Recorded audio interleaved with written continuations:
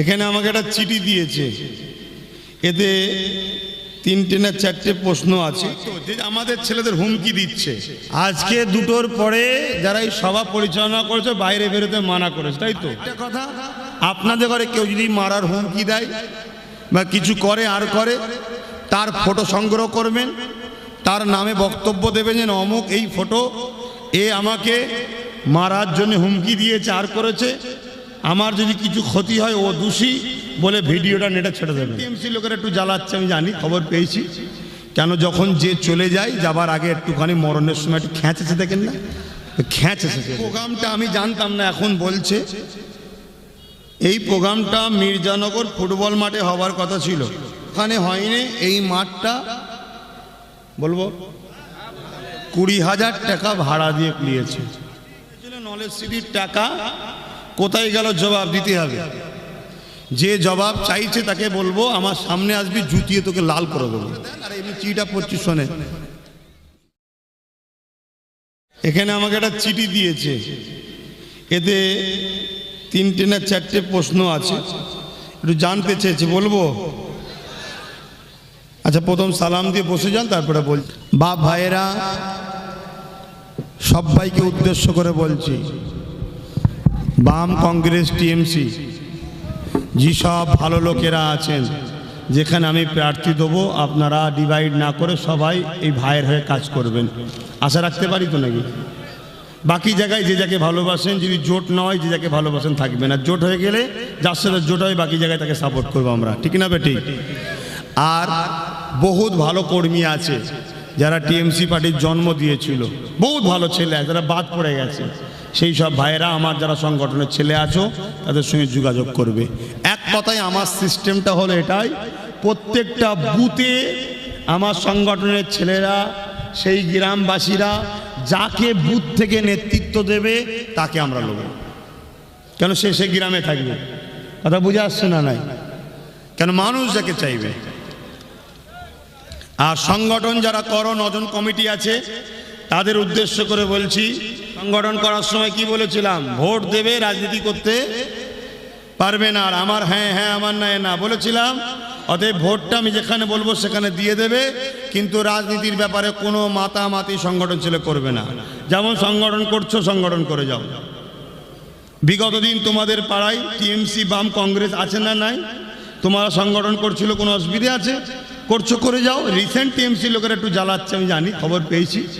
কেন যখন যে চলে যায় যাবার আগে একটুখানি মরণের সময় একটু খেঁচেছে, দেখেন না, খেঁচেছে এদের। কথা বুঝে আসছে তো? একটু করবে, তবে ব্যথা না হলেও আবার খুশির খবর পাওয়া যায় না। কি, যত ব্যথা হবে মা তত তাদের নিশ্চিন্তা হয়, তাড়াতাড়ি ছেলে হবে। অর্থাৎ যত ব্যথা বাড়ছে ভাববেন রেজাল্ট তত ভালো হচ্ছে। তো সেই জায়গায় সংগঠনের ছেলেদের বলবো, তোমরা রাজনীতির ব্যাপারে মাথা মারবে না। আমাদের রাজনীতি করার জন্য প্রতিটা বুথে তোমাদেরই পরামর্শ নিয়ে ছেলে তৈরি হয়ে যাচ্ছে বা তৈরি হয়ে গেছে, তারা রাজনীতি করবে। ঠিক সময় ঠিক টাইমে তারা মাঠে নামবে। কথা বুঝে আসছে না? নাই, একেবারে সময় লাগবে না, চোখ লড়াবার আগে ফটাফট গোল দিয়ে আমরা বেরিয়ে চলে যাবো ইনশাআল্লাহ। বলুন ইনশাআল্লাহ, আরো খুশি বলুন আলহামদুলিল্লাহ। জমিন আসমানের রাজত্ব কার হাতে? আমি কোনো মানুষের কাছে জিতার জন্য আশা করিনি, আপনাদের কাছে চেষ্টা করছি বুঝাবার। জিতাবেন আমার মালিক।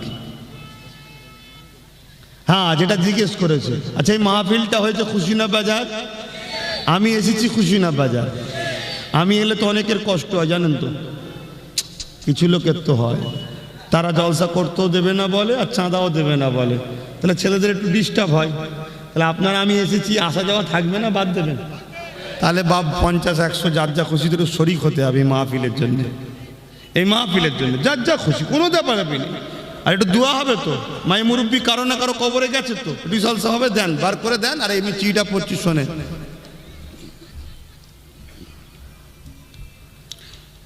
এই প্রোগ্রামটা আমি জানতাম না, এখন বলছে এই প্রোগ্রামটা মির্জানগর ফুটবল মাঠে হওয়ার কথা ছিল।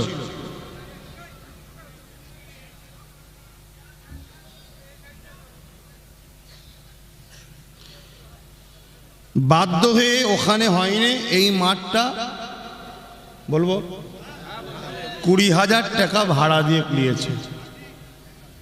তারপরও আল্লাহ পাকের দয়ায় তোদেরকে জালিমরা দমন করতে পারেনি। বল আলহামদুলিল্লাহ। ওরা কম চেষ্টা করছে। আমি তো মাঝে মাঝে অবাক হয়ে যাই। আর ইতিহাস পড়লে দেখা যাবে এটা একটা ফতে হবার নমুনা। এত ছেলেগুলোকে জুলুম করছে, টর্চার করছে, আর করছে, দমাতে পারছে না। তবে একটা কথা বলে দিই যে আমরা চুপ করে আছি, এটাকে যদি ওরা কমজোর মনে করে ওরা ভুল করছে। আমরা চুপ করে আছি কয়েকটা কারণে। সর্বপ্রথম প্রশাসনকে ভালোবাসি, ল অ্যান্ড অর্ডারকে আমরা ভঙ্গ করতে চাই না, প্রশাসনের ওপরে আস্থা রেখে তাই চুপ করে আছি। দ্বিতীয় নম্বর, আমরা চাই তাদের মধ্যে এখনও কিছু ছেলে ভুল বুঝে 500-600 টাকায় তাদের হয়ে গোলামি করছে, সেই ভাইগুলো যাতে ফিরে আসে। সেগুলো ভালো ছেলে, তারা তো আর দুর্নীতি করে না, তাদেরকে 200-500 টাকা দিয়ে করানো হয়, তারা যাতে ফিরে আসে। 3 নম্বর কথা হচ্ছে আমরা চাই এই বাংলা থেকে রাজনীতিকে কেন্দ্র করে অশান্তি করাটা যাতে বন্ধ হয়, তাই সবর করছি। কিন্তু এই ধৈর্যের তো একটা বাঁধ আছে রে বাবা। এই বাঁধটা কখনো যদি ভেঙে যায় সেদিন কিন্তু বড় ভয়ানক দিন হবে, সেদিন কিন্তু বড় ভয়ানক দিন হবে। তাই বলে যাব এভাবে জুলুম করা বন্ধ করেন। আর একটা কথা, আপনাদের ঘরে কেউ যদি মারার হুমকি দেয় বা কিছু করে আর করে, তার ফটো সংগ্রহ করবেন, তার নামে বক্তব্য দেবেন যে অমুক এই ফটো, এ আমাকে মারার জন্য হুমকি দিয়েছে আর করেছে, আমার যদি কিছু ক্ষতি হয় ও দোষী বলে ভিডিওটা নেটে ছেড়ে দেবেন। কথা বুঝে আসছে? সারা বাংলার যেখানেই যাবেন আলহামদুলিল্লাহ নবীর গোলাম আছে, দাদা পীরের পাগল আছে, আমাদের ভালোবাসার মানুষ আছে। এখানে খালি পেটে আছে তো কি হচ্ছে, অন্য জায়গায় একটুখানি ধরে বসিয়ে ডাল ভাত খাইয়ে দেবে। কথা বুঝছেন না? বোঝেন না? হ্যাঁ, ঠিক জায়গায় দেখবেন ডাল ভাত খেয়ে বসে আছে। হ্যাঁ, দ্বিতীয় নম্বর কি বলছে,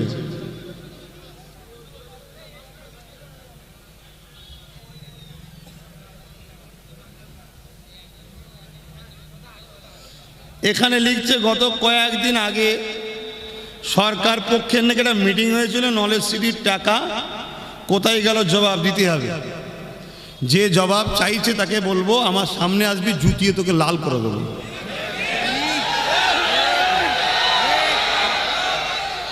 কেন? যারা টাকা দিয়েছে তারা বসে আছে, তারা জানে নলেজ সিটির টাকা আব্বাস সিদ্দিকী খেয়ে নিয়েছে। কথা বুঝে আসছে না? না, এই টাকা কারা দিয়ে হাত তোলো। টাকা খেয়েছি, অসুবিধা আছে? বাস মিটে গেছে, চল হাত নামাও। আমাদের ছেলেদের আবার টাকা খাবো দেবে দেবে, আবার টাকা লাগবে, হাত নামাও। 3 পিঁড়ি পিছনে গেলে থাকার বললাম না, ঠান্ডা হয়ে গেলাম।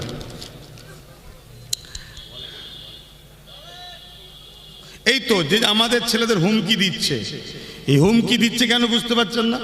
হারাম খাওয়ার রাস্তা বন্ধ হচ্ছে ওদের, এই জন্য হুমকি দিচ্ছে। পতাকা মাথার লোক পাচ্ছে না, 500 টাকা দিয়ে মাথা পিছু লোক মিটিংয়ে নিয়ে যেতে হচ্ছে। তোদেরকে ক টাকা দিয়ে নিয়ে আসা হয়েছে, উপরন্ত টাকা চাওয়া হচ্ছে, দে বাবা দে বাবা।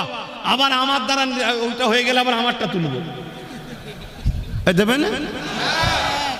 তাহলে তোর তো মাথা খারাপ হবে না। ও বোকারা বোঝে নে যে এখানে শুধু এই সম্পর্ক নয়, এখানে আর একটা সম্পর্ক আছে, আলমার ও মা হাব্বা। দুনিয়ায় যে আমাদের সঙ্গে বন্ধুত্ব করবে ইনশাআল্লাহ কিয়ামতের দিনে সে আল্লাহর রাসূলের শাফাআত নিয়ে এক জান্নাতে থাকবে। জোরে বলুন। সন্দেহ হচ্ছে নাকি? জাহান্নামী মনে হচ্ছে? কাফের মনে হচ্ছে? আল্লাহ রাসূল বলছে আলমার ও মা হাব্বা, দুনিয়ায় যে যাকে ভালোবাসবে তার সঙ্গে জান্নাতে থাকবে। কাফের মনে হচ্ছে নাকি? নবীর খানদানের সন্তান আমরা, নবীকে ভালোবাসি আমরা, ওলিদের সঙ্গে সম্পর্ক আমাদের, তোমরা আমাদের সঙ্গে সম্পর্ক হচ্ছে, আমরা ওলিদের সাথে, তোমরা আমাদের সাথে, ওলিরা নবীর সাথে, আমরা এক কাতারে জান্নাতে যাব। জোরে বলুন সুবহানাল্লাহ, বলুন ইনশাআল্লাহ। আশা করতে আল্লাহ নিষেধ করেছে?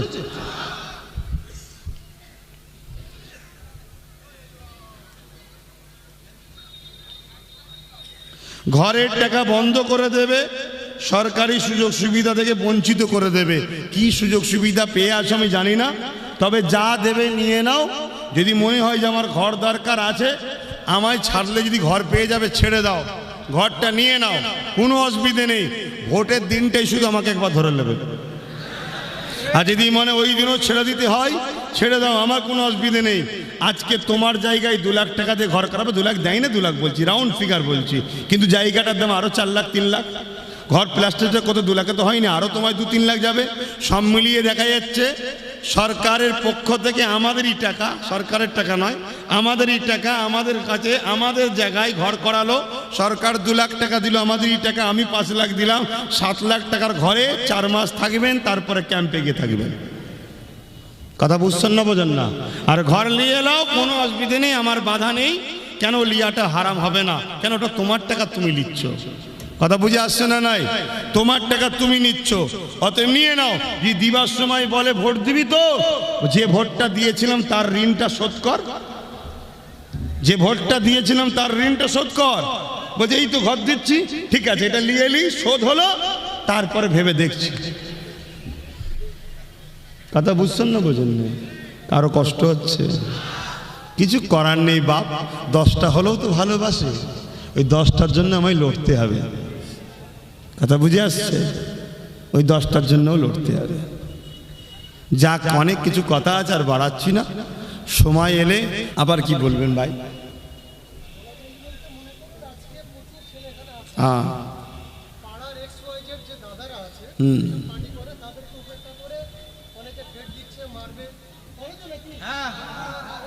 হ্যাঁ, দুটোর পরে হয়েছেন বাড়ি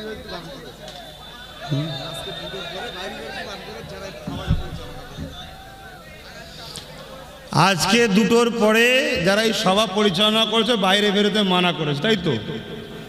যদি তোমাদের ঘরে কিছু করে, প্রশাসন ভাইয়েরা দেখায় যাবে। প্রশাসন যদি না দেখে, 14 তারিখে আসছি, 2, 30, 40, 50 হাজার থানা নিয়ে থানা ঘেরাও করব। কেন? যেখানে প্রশাসনকে আমরা বিশ্বাস করি, নিরাপদ সেখানে নাই, সেখানে আমার জেলাতে থানারও দরকার নাই। ঠিক আছে? আজকে আমার বাংলায় শুনবেন, উঠবেন না। পুলিশ কি নিরাপদে আছে? জোরে বলুন, পুলিশ নিরাপদে আছে? মনে আছে অমিতাভ দিল্লি সেই বিমল গুরুং গুলি মেরেছিল, সেই বিমল গুরুংয়ের সঙ্গে মিটিং হচ্ছে, কেন? ওর সাথে সিট আছে। তাহলে পুলিশ মরে যাক, নেতাদের কোনো অসুবিধে নেই। দ্বিতীয় নম্বর, যারা এই জুলুমগুলো করছে একটাই কারণ, তারা বামের হয়েও ঝেড়ে খেয়েছিল, কংগ্রেসের হয়েও ঝেড়ে খেয়েছিল, টিএমসির হয়ে তারা ঝেড়ে খাচ্ছে, আবার বিজেপিতে গিয়েও তারা খাবে। অন্য কেউ না আসতে পারে, তাই তারা এত লাফালাফি করছে। পুরো গ্রামবাসী এক হয়ে যান, যারা ডিস্টার্ব করছে লিস্ট তৈরি করুন, যাদের উপর জুলুম হচ্ছে তাদেরও লিস্ট করুন, যাদেরকে জুলুম করছে তাদেরও লিস্ট করুন। অপেক্ষা করুন, বিচার অবশ্যই আসবে ইনশাআল্লাহ। সালাম দেন। ওয়ালাইকুম আসসালাম ওয়া রাহমাতুল্লাহি ওয়া বারাকাতুহু। আমি সালাম দিচ্ছি, উত্তর দেবেন। প্রশাসনের কাজে কোনো বাধা দেবেন না। প্রশাসন ভাইদের কাছে অনুরোধ, আপনারা ল অ্যান্ড অর্ডারকে ফলো করবেন। দেশের জনগণের বিশ্বাস ভালোবাসা অর্জন করেছেন, করে রাখবেন। এ সরকার বেশি দিন আর নয়। আপনার ভবিষ্যৎটা কি হবে আপনি ভাবুন। হুমকি নয়, অনুরোধ করছি, ভালোবাসি। আমার ব্যাকগ্রাউন্ড দেখবেন। সর্বপ্রথম প্রশাসনের জন্য আমি আন্দোলন করেছিলাম, বুলেট প্রুফ জ্যাকেট লাগবে, আমি সেই আব্বাস সিদ্দিকী বলে গেলাম। অতএব চিন্তার কোনো কারণ নেই, চিন্তার কোনো কারণ নেই। ইতিহাস বলছে ইনকিলাব আনতে গিয়ে জীবন দিতে হয়েছে, জীবন নিতেও হয়েছে। আসসালামু আলাইকুম।